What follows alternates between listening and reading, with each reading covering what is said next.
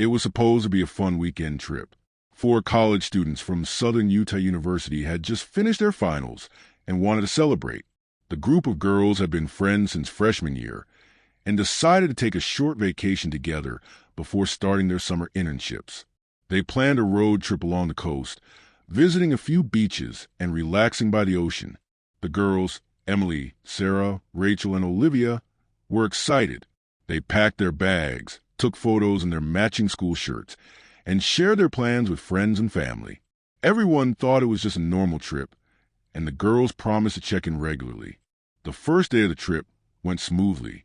They sent pictures from the beach and videos of them laughing in the car. But the next day, the messages stopped. At first, no one thought much of it. Maybe they had poor phone service, or maybe they were just enjoying themselves. But when another day passed with no updates, their parents grew worried. Calls went straight to voicemail, texts were left unanswered, and the girls' social media accounts stayed quiet. After 3 full days without contact, the families reported them missing. Police in the coastal town where they were last seen began looking for any signs of the girls. Their car, a white SUV, had been parked at a beachside hotel, but they had never checked in. Security footage showed them walking toward the beach with their bags but never returning. Soon, the case was picked up by national news. Flyers with their faces were posted online and in nearby towns. Volunteers searched the beaches, trails, and nearby forests. The FBI got involved when local police suspected foul play. There were no signs of struggle, no broken phones, no screams caught on video. It was as if the girls had just vanished into thin air. Their families refused to give up hope. Emily's mother even set up a small tent by the beach, waiting for news. Rachel's father hired a private investigator, hoping for new clues. Tips came in from all over the country, but none led anywhere. People claimed to have seen the girls at gas stations or diners, but every lead turned out to be false. Weeks turned into months. The summer passed, and the new semester at Southern Utah University began. The school held a memorial service, though many still hoped the girls would return. Their dorm rooms were left untouched, and their professors kept their seats empty. Friends described the girls as happy, smart, and full of life. No one could understand how something like this could happen. The investigation continued quietly, with agents following up on every possible lead. But still nothing surfaced.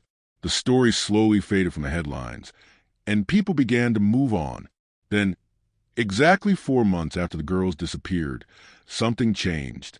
A shipping container was discovered in an abandoned lot near a port several miles away from the beach where they vanished. Workers had been clearing the area for new construction when they noticed a strange smell coming from a container. It was old, rusted, and locked from the outside. Police were called immediately. When they broke the lock and opened the doors, what they saw made their blood run cold. Inside were 4 suitcases for backpacks and other personal items that matched those belonging to the missing girls. FBI evidence signs were quickly placed outside as agents took over the scene. Cameras captured everything. The world now had a new mystery. What happened inside that shipping container? The discovery of the shipping container changed everything.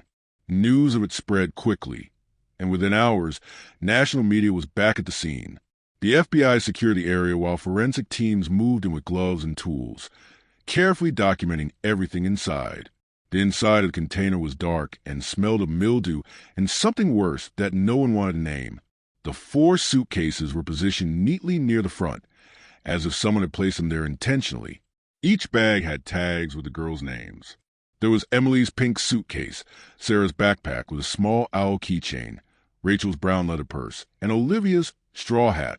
Everything matched the belongings their families had described months ago, but the girls themselves were not there.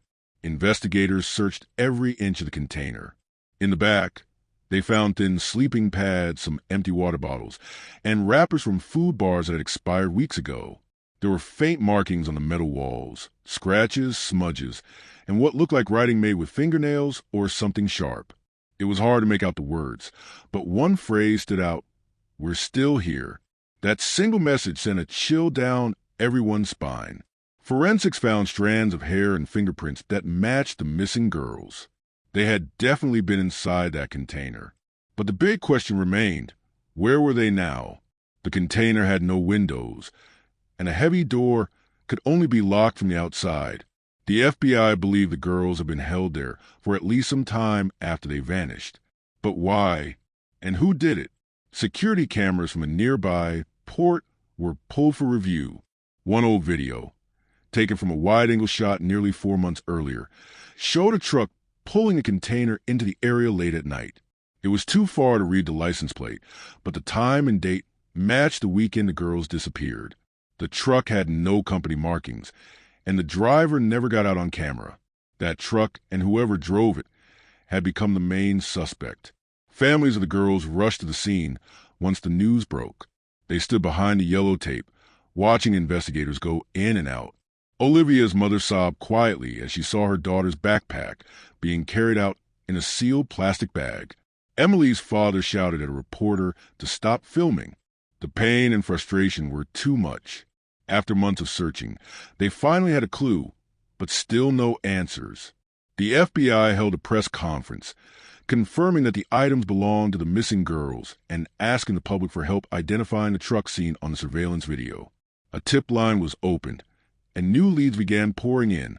Meanwhile, forensic experts continued analyzing everything found inside the container. They discovered DNA evidence that confirmed all 4 girls had been inside at some point. However, the evidence suggested they hadn't been there for long, maybe a few days. After that, there was no clear sign of what happened next. No blood, no signs of violence, just an eerie silence. It was as if someone had carefully moved them again. But where? And why leave the container with all their things? The investigation expanded to nearby ports, warehouses, and trucking companies. The FBI believed this wasn't a random act. Someone had planned it, someone who knew how to avoid cameras and leave no trace. Agents began looking into known trafficking operations in the area. There were rumors of containers being used to transport people illegally, and though no one wanted to think the worst, it was a possibility they couldn't ignore. The girls could still be alive, or they could be gone forever. Hope was hanging by a thread. As the 4th month passed since their disappearance, the families clung to belief that their daughters were out there, waiting to be found. The word scratched on the wall, "We're still here," echoed in their minds. The search wasn't over. In fact, it had only just begun. The investigation took a new turn when a truck driver from a nearby city came forward. He had seen the FBI's press conference and recognized the shape and size of the shipping container in the news. He remembered being parked at a rest stop late one night, waiting for his next delivery. Another truck had pulled in beside him, but the driver didn't come out or speak. What stood out was that the back of the trailer had a strange red container on it. The truck was older, the kind often used by small companies or private haulers. The man couldn't remember the license plate, but he gave the FBI the location and time he saw it. It was enough to narrow down their search.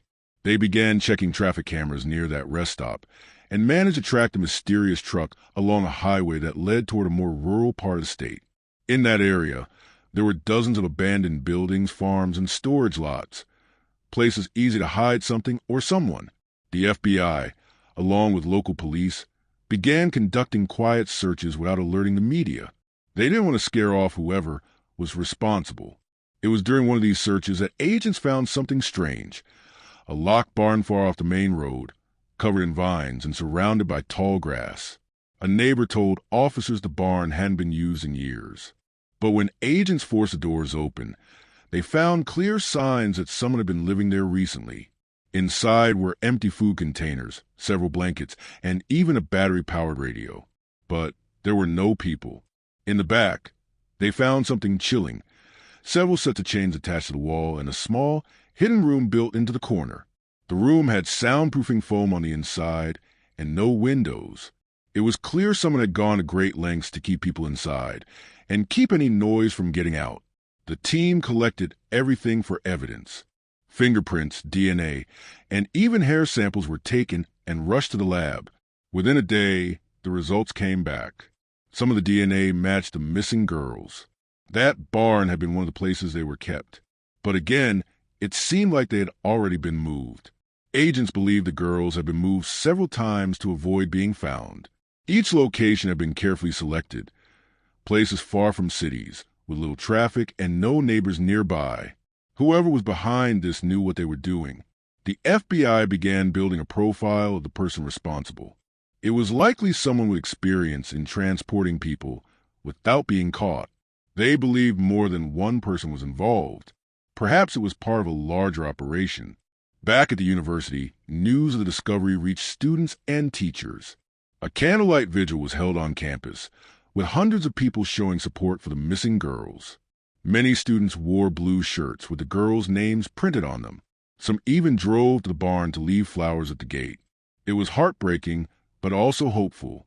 People believed the girls were still alive, because if someone had gone to so much trouble to hide them, maybe they hadn't been harmed. Families of the girls were given updates by the FBI and told to prepare for anything. The agents were closing in. They were getting closer to the truth, but they needed more time. Then something unexpected happened. A teenage boy, just 14 years old, was caught trying to break into a store late one night. When police questioned him, he said he had been living with a man in an old trailer but had run away. What shocked the officers was what he said next. He told them he had seen 4 girls locked in a room at a different location, an old warehouse outside town. The description of the girls matched Emily, Sarah, Rachel, and Olivia. He said the man would leave them food and water, but rarely spoke. The boy had only seen them once, through a small window.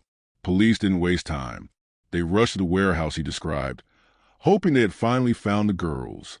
The warehouse was located in a quiet industrial area at the edge of the city, surrounded by broken fences and forgotten buildings. It had once been used for storing farming equipment, but it had been abandoned for years. The moment the boy described the building, local police alerted the FBI. Within an hour, a special response team was on the ground. They didn't want to take any chances. If the girls were truly inside, they needed to act fast but carefully. They arrived at the location just before dawn, using night vision gear and moving in silence. The warehouse looked like it hadn't been touched in ages. But one side had a newer padlock, and the tracks on the dirt road nearby showed recent activity. That was enough to confirm something was wrong. The agents surrounded the building and used a drone to scan the area. Once they had a clear plan, they moved in and cut the lock. The creaky door opened slowly, revealing a dark, cold space filled with dust and old crates. At first, it seemed empty, but as they moved deeper inside, they found a wall that didn't match the rest of the structure. It looked newer, recently built. Behind it, they found a locked door. When they broke it open, what they saw made them freeze. There, huddled together under blankets, were the 4 missing girls. They were alive. Emily, Sarah, Rachel, and Olivia were weak, scared, and tired, but alive. The girls blinked against the light, unsure if what they were seeing was real. One of them whispered, "Are you really here?" before bursting into tears. Agents called in medical teams immediately. The girls were helped outside, given water and warm blankets, and taken straight to the hospital. Their parents were called and rushed to meet them. After 4 long months, the nightmare had finally come to an end. Doctors said the girls were dehydrated and malnourished, but had no major injuries. They had been fed just enough to survive and kept in poor conditions, but they were strong. While recovering, they began to talk to investigators, sharing everything they could remember. They told the FBI that after their walk on the beach, they had been approached by a man who claimed to be a tour guide. He offered to show them a hidden trail that led to a beautiful cliff view. The girls had trusted him at first. He was friendly, confident, and looked like he knew the area. But as they walked farther away from the beach, things changed. The man led them to a van, and before they could react, 2 more men appeared. The girls were overpowered, blindfolded, and taken away. They were moved from place to place. First the shipping container, then the barn, and finally the warehouse. Each location was cold and lonely. They were never allowed to talk to the captors. The men rarely spoke, and when they did, it was only to give short instructions. The girls were terrified but leaned on each other for strength. They sang quietly to stay calm and scratched notes into the walls when they could, hoping someone might see them. "We're still here," was one of the first things they wrote. They had no idea that message would later give hope to the world. The FBI used the girls' memories to build a stronger case. Within days, they arrested 2 suspects, men with criminal records tied to human trafficking. A third man, the one who had first approached the girls, was still missing. But now, with new information, the agents believed it was only a matter of time before he was caught too. The case became a national example of how quick thinking, teamwork, and never giving up could lead to a miracle. The 4 girls returned home to cheers, hugs, and tears. Their families couldn't believe they were finally back. At the university, a special welcome event was held in their honor. They spoke to their classmates, thanking everyone for the support. "We never stopped believing," Olivia said through tears. "Even in the darkest moments, we knew someone was looking for us." Their story inspired the entire country. They had survived a nightmare and come back stronger, proving that even when all seems lost, hope can still be found.